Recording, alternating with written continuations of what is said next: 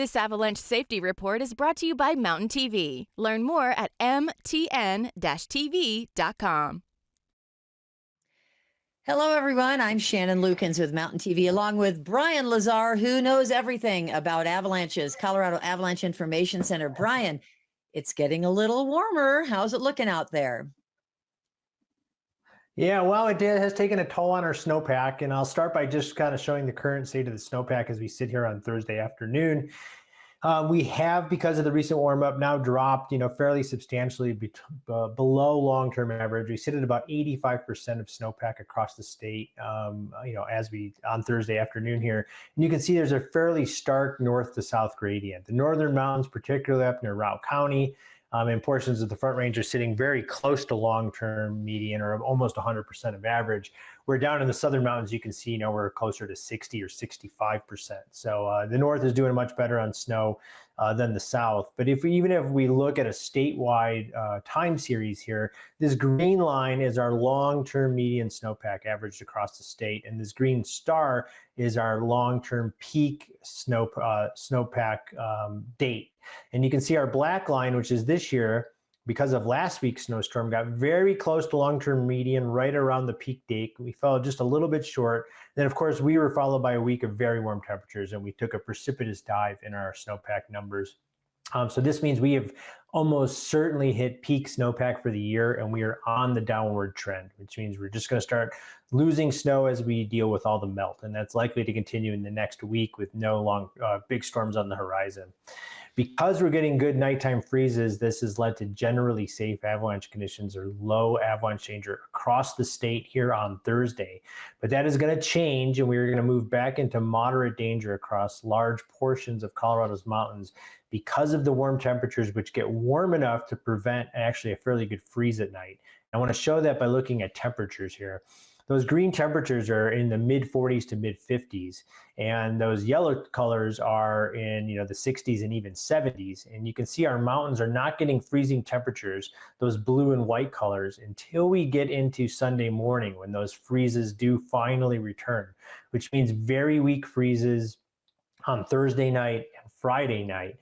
And that's going to lead to an uptick in wet avalanche activity. This is what's going to drive the moderate avalanche danger, is an uptick in loose, wet avalanches. We may see a couple other wet slab avalanches, and I'll talk about that in a moment.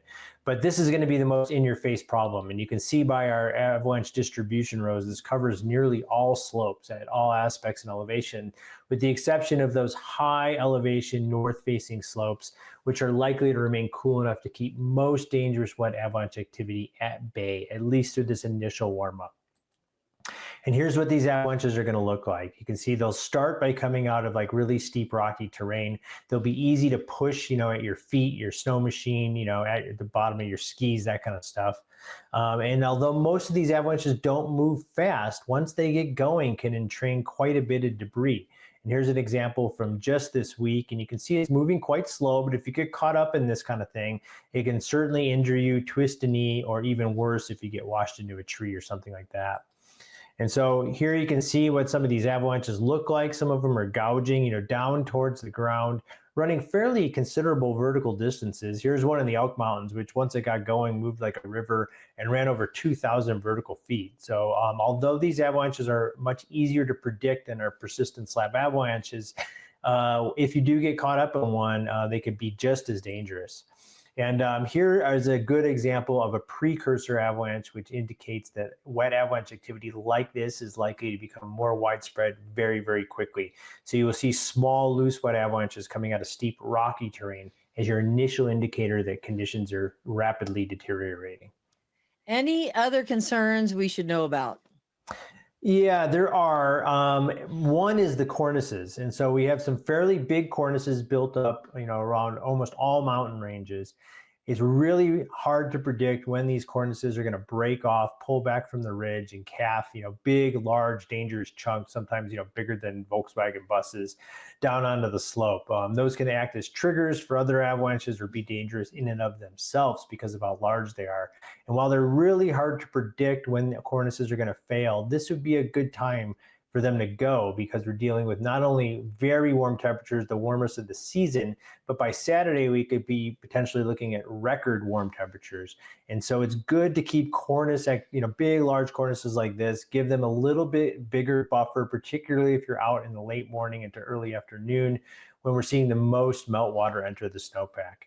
And then lastly, we still have very persistent weak layers in the snowpack. A lot of these have seen water because of our warm-ups, in late March, but some of them are still dry. And as we produce prodigious amounts of meltwater and start pushing that deeper and deeper into the snowpack, we do have weak layers down there. And when they see water for the first time, can often fail in the form of wet slab avalanche activity. So it's a good time to stay up on the forecast and see when wet slab avalanches enter our radar again, which could very well be by mid to end of the weekend. And lastly, I do want to point out, we talked about small loose wet avalanches coming out of steep rocky terrain as one of the clues that Mother Nature gives us that conditions are becoming dangerous. The other things are roller balls and pinwheels like in this image, or if you simply find unsupportable snow surfaces or slushy surface conditions more than about 6 inches deep, this means it's time to move to colder, shadier slopes or just exit avalanche terrain altogether and call it a day. So maybe get out earlier rather than later. That is the mantra. Start early, end early, and realize with these record warm temperatures, your window for safe travel might be very short in the early morning hours. Okay, Brian, thank you so much for being with us every week from Colorado Avalanche Information Center. Thank you. We'll see you next week. Okay, and check it all out. Go to colorado.gov/avalanche.